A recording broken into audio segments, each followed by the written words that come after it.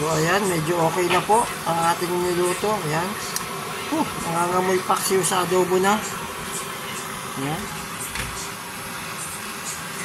Close up lang natin ng konti ang ating niluluto. Ayan po, medyo pwede na siya. So hindi po pwede natin yung masyadong lutuin kasi ay siya po ay madudurog. So hanggang ganyan lang po siya hanggang mamaya. So maya pong konti tatanggalin na po natin siya. Yan.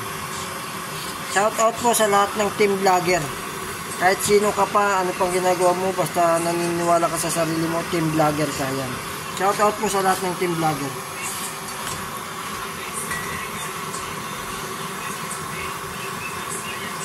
Kumukulo. Mamaya po, titikman na po natin siya.